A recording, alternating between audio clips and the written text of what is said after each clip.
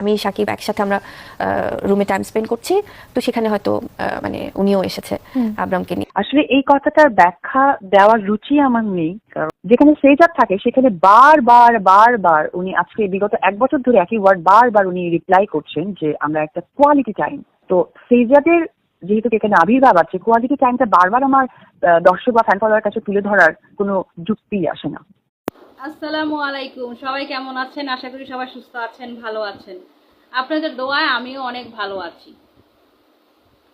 তো একটা ভিডিও দেখলাম, সবাই মানে একটা কল রেকর্ড না, একটা ভিডিও, এটাকে কল রেকর্ডটাকে প্রকাশ করছে।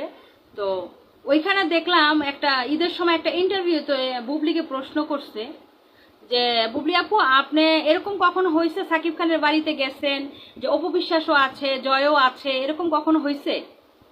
তো প্রশ্ন করা তো তখন বুবলি বলছে যে হ্যাঁ, এরকম অনেকবারই হয়েছে, অনেকবারই দেখা গেছে, একটা উনি আসছে, আমিও আসছি, দুজন একসাথেই আসি।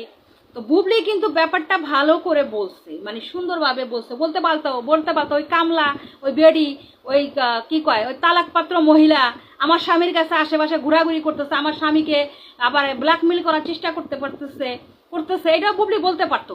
বুবলি কিন্তু সেই ধরনের কথা বলে নাই। কারণ হয়েছে কি, বুবলি হলো একটা শিক্ষিত মাইয়া। বুবলি জানে যে আসলে একজনের গীবত গাইলে সেটা নিজের উপরে পড়ে, গীবত গাওয়া ভালো না। এটা যদি অপবিশ্বাসকে প্রশ্ন করা হইতো, বলতো ও ওই মহিলা, ওনাকে আমি ঘৃণা করি, ওনাকে আমি চিনি না, উনি কে? ওই দ্বারা জামাইয়ের হন থন খাওয়া বিসি বইসা সব হয়ে গেছে, উনি চিনে না ওই মহিলাকে। কেন হাস্যকর কথাবার্তা, আপনারা কি বলেন? হাস্যকর কথাবার্তা না? তো অপবিশ্বাস বারে বারে বলতেছে আমার শাশুড়ি, আমার ননাস, আমার স্বামী, মানে যার স্বামী সে কিন্তু একবারও বলতেছে না যে আমার স্বামীর সাথে অপবিশ্বাস পরকীয়া করতেছে, বিভিন্ন জায়গায় ঘুরতেছে, এই করতেছে। বুবলি চাইলে কিন্তু আইনগত ব্যবস্থা নিতে পারে, কিন্তু বুবলি সেটা করে না এখনো। তো প্রথম রোজার দিন উনার কাছে খাসি মাটন কাটান চাটান খাইতে চাইছে অপবিশ্বাসের কাছে সাকিব খানের মা বাবা এবং তার বোন। এখন কথা হলো, সাকিব খানের মা বাবাকে বলি, সারা দিন রোজা থাইকা একটা ইহুদির হাতে আপনার পানি পান করতে হবে, ইহুদির হাতের খাবার খাইতে হবে, ইহুদির মুখটা আপনার সারা দিন রোজা রাখলেন, উপাস রইলেন, ইহুদি আপনার কি করলো না করলো সেগুলো আপনি দেখেন। এবং আপনার ছেলে যাকে ছেড়ে দিছে, যার কোনো ঘর নাই, সংসার নাই, এই ফ্যামিলিতে কোনো অস্তিত্ব নাই, তাকে আপনি স্বীকৃতি দিতেছেন। তাহলে আপনি কি মুসলমানের মধ্যে আছেন? একটা বৈধ সম্পর্কের বাদ দিয়ে আপনি অবৈধ একটা সম্পর্ক নিয়ে আপনি আপনার ছেলে সবাই মিলে টানা হেঁচড়া করতেছেন। এটা কি আপনারা কি আজও আছেন? আমার মনে হয় যে আপনারা আসলে ক্লিয়ার করেন, সাকিব খানের মা বাবা ফ্যামিলি, আপনারা আসলে ক্লিয়ার করেন যে আপনারা কি এখন পর্যন্ত মুসলিম ধর্ম দিয়ে আছেন না হিন্দু ধর্ম পালন করতেছেন, কোনটা করতেছেন? যে কোনো ভাই একটা করেন আপনারা। কারণ আপনাদের এই নাটক, একজনে খেজুর নিয়ে আসবে, একজন ইহুদি আমার জন্য, আমি সারাদিন উপাস রইলাম, নামাজ পড়লাম, আমার নামে আমার জন্য খেজুর নিয়ে এলো, ইহুদির হাতে খাইতে হবে। ইহুদির হাতে খাইতাম যদি ওরকম পরিস্থিতি হইতো যে এখানে আর কেউ নাই, আল্লাহ, তখন ভাবতাম যে আল্লাহ তার হাতেই আমার পানি রাখছে, তাইলে বুঝতাম। ব্যাপারটা কিন্তু তা না। তারপর আবার শাশুড়িকে জিজ্ঞেস করছেন, আপনারা কল রেকর্ডে শুনতে পারবেন, শাশুড়িকে জিজ্ঞেস করতেছেন যে বীরের জন্য কি কিছু নিব? শাশুড়ি আবার ওনাকে বলছেন যে বীরের জন্য না, ও যদি খায় তাহলে দিব না। মানে মনে হইলো কি, কথাটা এমন ভাবে বললো যে বাবরির কাজের লোক নিচে বসে আছে, বীরে কোনো মানে এই ফ্যামিলির কেউই না, বীরে সাকিব খানের ছেলে না, বাসায় বিষয় এমন কিছু। তো সাকিব খান কি এগুলো শুনে না? সাকিব খান কি এগুলো দেখে না? মানে এত বেদবি করতেছে, এত কিছু করতেছে, তারপরে সাকিব খান মানে আর মেন কথা হচ্ছে সাকিব খানের দোষ দিয়ে কি, সাকিব খান তো কারোর সম্বন্ধে কিছু বলে না, চুপ আছে, দুইটা জায়গায় চুপ আছে। যদি সে বলতো তাহলে সবার সম্বন্ধেই বলতো।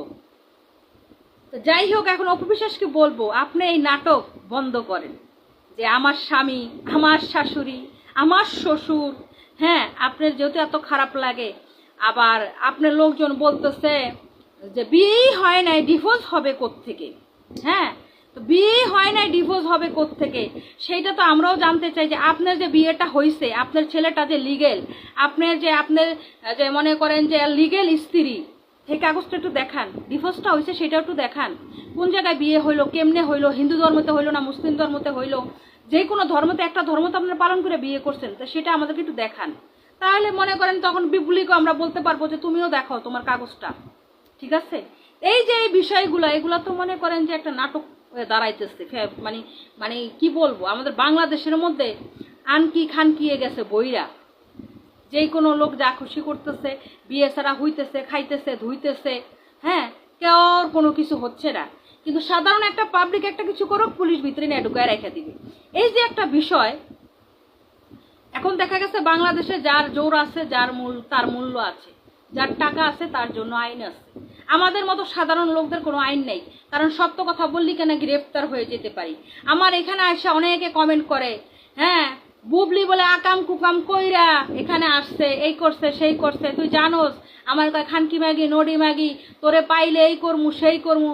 আরে বাবা তুই করস না, তুই আসোস না, আমি তো তোরে আমার অ্যাড্রেসটাও দিছি, তা তুই আসোস না কেন? তুই আয়, ঠিক আছে? যাই হোক, অনেক কথা বললাম। আপনারা সবাই সুস্থ থাকবেন, ভালো থাকবেন, আমার পাশে থাকবেন, আর সাবস্ক্রাইব করতে, লাইক কমেন্ট শেয়ার করতে ভুলবেন না। সবাইকে অসংখ্য ধন্যবাদ এতক্ষণ আমার সাথে থাকার জন্য। আল্লাহ হাফেজ।